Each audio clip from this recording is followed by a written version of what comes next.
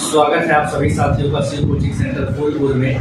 देखिए, मैंने blood relation एक टॉपिक शुरू किया है जिसमें का पहला बेसिक जो है मैंने डायग्राम के माध्यम से आपको समझा रखा है। अब हम लोग को आगे बढ़ना है। तो ब्लड रिलेशन को देखिए हम लोग कैटेगराइज करके पढ़ेंगे कि ब्लड रिलेशन को हम 3 कैटेगरियों में डिवाइड करके पढ़ सकते हैं। देखिए, जिसका पहला कैटेगरी होगा सिंपल ब्लड रिलेशन, यानी साधारण ब्लड रिलेशन के जो क्वेश्चन आएंगे साधारण रक्त संबंध के, पहले उसको पढ़ा जाएगा।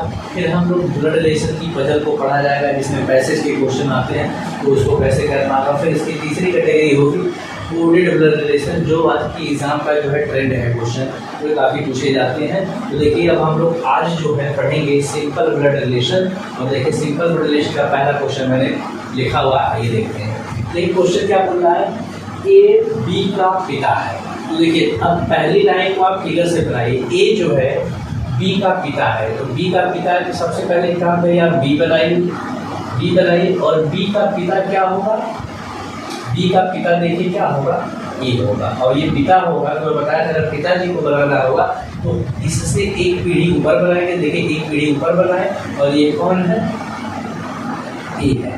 ए जो है बी का पिता हो गया है, परंतु बी ए का पुत्र नहीं है। परंतु ये जो है बी ए का पुत्र नहीं है। तब आप सोचने करें ये कैसे होगा कि बी का पिता ए है परंतु यह इसका पुत्र नहीं है।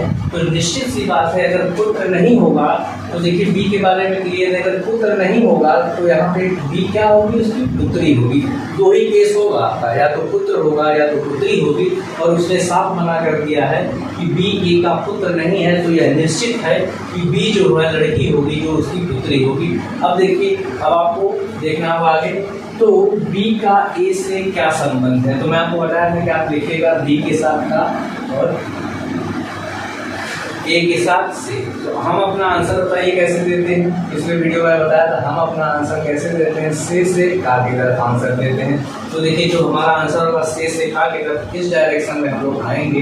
तो कोई ये लड़का है और ये इसकी क्या कहलाएगी, पुत्री। इसकी क्या कहलाएगी, पुत्री, यानी इसको हम बेटी बोल सकते हैं। तो इसका क्वेश्चन नंबर बी, विकल्प जो है बी सही होगा। अब आइए हम लोग सेकंड क्वेश्चन की तरफ बढ़ते हैं। देखिए, सेकंड क्वेश्चन में क्या बोल रखा है कि ए यानी ये है, ये जो बी तथा सी का भाई है। अब आपको समझने की जरूरत है कि भाई कौन है, तो भाई ए है। अब भाई अगर ये होगा तो यह कोई एक लड़का होगा। तो देखिएगा, मैं बना रहा हूँ क्वेश्चन। देखिए, ए जो हो जाएगा, पहले तो मैं लड़का बना रहा हूँ ए, अब यह भाई हो जाएगा किसका, बी और सी का। अब समझने वाली बात है कि बी और सी क्या हो सकते हैं, तो बी और सी लड़का और लड़की दोनों हो सकते हैं। क्योंकि अगर कोई लड़का रहेगा तब भी अपने भाई को भाई बोलेगा और कोई लड़की रहेगी तब भी अपने भाई को भाई बोलेगी।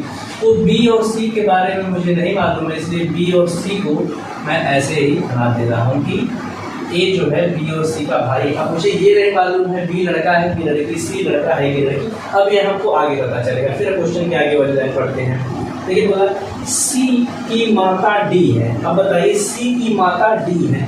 अब यहाँ पे स्पष्ट हो जा रहा है कि सी की माता जो है वो डी है।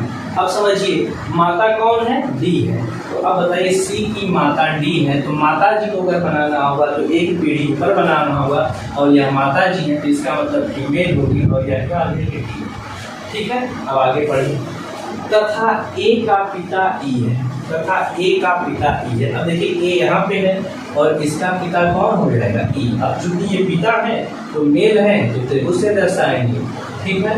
ए का पता, ए के पिता जो है ई हो जाएंगे। अब देखिए आगे क्वेश्चन में क्या बोला, तो बताइए कौन सा कथन असत्य होगा। बिल्कुल दोस्तों, इसको ध्यान रखिएगा कि कौन सा कथन असत्य होगा, यानी जो गलत होगा वो चीज़ आपको बताना होगा। अब एक चीज़ समझिएगा, देखिए बी और सी का जेंडर क्लियर नहीं हुआ कि यह लड़का है कि यह लड़की है, ठीक है। इसका जेंडर क्लियर है। अब देखिए, यह पिताजी हैं, अब ये इसके पिताजी हैं, ये सब भाई हैं, ये इसकी माता जी। तो निश्चित तौर से हो सकता है, निश्चित तौर से यह हो चुका है कि ये दोनों लोग क्या पति पत्नी है, क्योंकि ये पति पत्नी है और इनके ये 3 बच्चे हैं, जिसमें से एक का जेंडर क्लियर है कि यह पुरुष है। बी और सी के बारे में हम लोग क्वेश्चन नहीं कर सकते। तो बताना है कौन सा कथन गलत है। तो देखिए, अब कथन की जरूरत है। तो देखिए, पहला वाला विकल्प बोल रहा है बी का पिता ई है। तो देखिए क्या फिगर में हो रहा है, बी बोलेगा कि ये मेरा भाई है और भाई के पापा और मेरे पापा दोनों लोग एक ही इंसान है। तो कहने का मतलब ये चीज़ सही है, ये चीज़ सही है, तो हमको गलत छाटना क्या है, ये चीज़ तो सही हो गई। अगला विकल्प देखिए, ई पति है डी के, यानी ई पति है डी के। देखिएगा ई जो है यह पति होंगे डी के, बिल्कुल सही बात है। ये दोनों क्या होंगे, पति होंगे, जिसमें ई पति है डी के, यानी ये भी चीज़ सही निकल के आ गई। अब देखिए तीसरा विकल्प, बी पुत्र है ई का। अब देखिए क्या आप इस क्वेश्चन में निश्चित तौर से ये बोल सकते हैं कि बी पुत्र है ई का, क्या बी पुत्री नहीं हो सकती, क्योंकि ये क्वेश्चन से क्लियर ही नहीं हो पा रहा है कि बी पुत्र है या पुत्री, तो इसको हम क्लियरिटी के साथ 100% नहीं बोल सकते हैं। फिर अगला विकल्प देख लीजिए आप, ए की माता डी है, ए की माता। अब देखेंगे ये तो पिताजी होंगे, ये इसके दोनों हो गए। अब ये देखिए इधर डी, यानी ए की माता डी है तो 100% है, यानी ये विकल्प 100% सही है, ये विकल्प 100% सही है, ये विकल्प सही है। लेकिन ये जो सी वाला विकल्प है यह डाउट है, यानी ये जो विकल्प है यह आपका असत्य हो जाएगा, क्योंकि बचे हुए तीनों विकल्प जो हैं वो 100% सही है। लेकिन बी का जेंडर क्लियर ना होने के कारण मैं बी को पुत्र नहीं ले सकता हूँ, बी पुत्री नहीं हो सकती, इस बेस पे इसका ऑप्शन हो जाएगा सी। अब आइए हम तो नेक्स्ट क्वेश्चन की तरफ पढ़ते हैं। लेकिन नेक्स्ट क्वेश्चन में आपसे क्या बोल रहा है, यम डी की बहन है, तो बताइए बहन कौन होगी, यम। तो देखिए मैं बना रहा हूँ यम डी की बहन है, तो सबसे पहले बहन होगी और यम, तो पहले बहन का सिंबल बनाया और इसका नाम रख दिया, और बहन है किसकी, डी की। अब देखिएगा मुझे डी के बारे में नहीं पता है, डी लड़का है कि लड़की, आप भी क्वेश्चन बिल्कुल ऐसा करिए, क्यों, क्योंकि अगर डी की जगह आप कोई लड़का रख देंगे तभी भी यह इसको बहन बोलेगा, और डी की जगह लड़की रख देंगे तभी भी यह इसको बहन ही बोलेगा।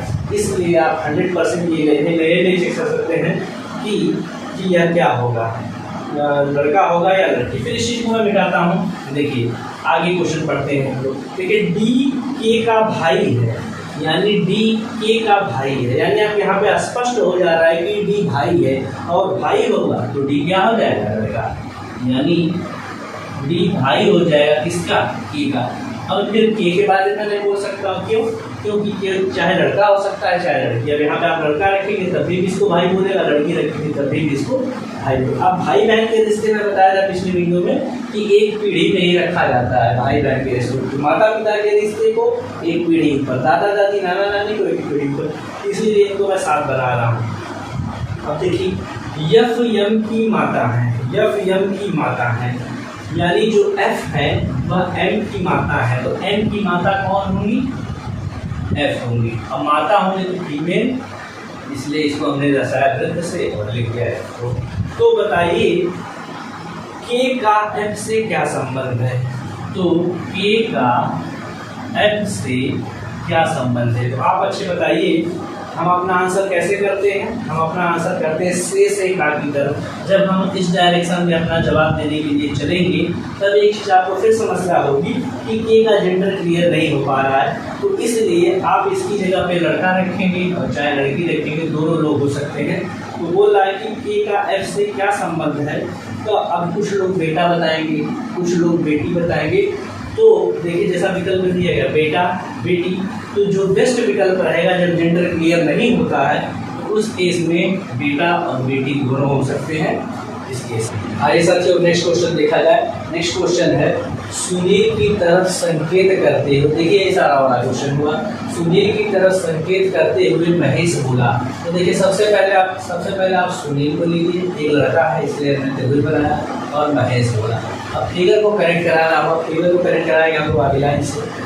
महेश बोला इसके पिता, यानी सुनील की तरफ इशारा करते हुए बोला कि इसके जो पिता हैं, तो इसके पिता का मतलब एक पीढ़ी ऊपर, इसके पिता मेरे पिता के इकलौते पुत्र हैं। देखिए अब जो है महेश अपने ऊपर आ गया, बोला मेरे पिता, यानी इसके पिता, यानी महेश के पिता के इकलौते पुत्र हैं, यानी सुनील के जो पिता हैं यह महेश के पिता यानी इनके इकलौते पुत्र हैं। तो वह इनका इकलौता पुत्र ये है, तो आपको समझ में आ जाना चाहिए कि अगर ये पिता होंगे तो इकलौते ये इसका पुत्र होगा, तो ये चीज़ जस्ट इसके ऊपर आ जाएगी।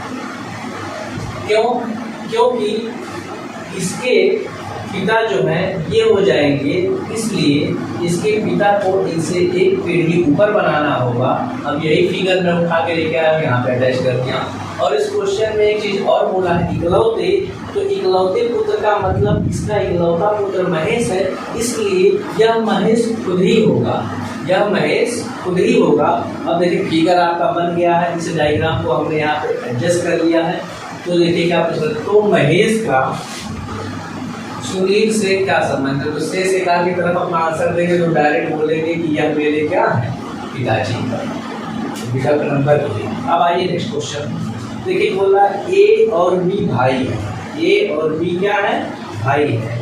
तो देखिएगा सबसे पहले इस देखो, तो अगर ये दोनों भाई हैं तो मैं इनको त्रिभुज से दर्शा दे रहा हूँ, ए और बी भाई है, सी और डी बहने हैं। अब सी और डी को मैं इनके साथ बना नहीं सकता क्योंकि इनसे इसका रिलेशन नहीं मालूम, इसलिए मैं सी और डी को यहाँ बना दिया, बहने हैं। अब देखिए बोला तथा ए का पुत्र डी का भाई है। अब ए देखिए कहाँ, ए बोला ए का पुत्र, तो ए का पुत्र बताइए उससे एक पीढ़ी नीचे होगा, तो उससे एक पीढ़ी नीचे जाएंगे तो इसका एक पुत्र बनाएंगे, और उसी के पुत्र का भाई जो है डी, ए का जो पुत्र है डी का भाई है, तो ए का पुत्र यही हुआ और डी का भाई है। तो बताइए डी का भाई कैसे होगा। अब देखिए फिगर को कनेक्ट कराना सीखिए।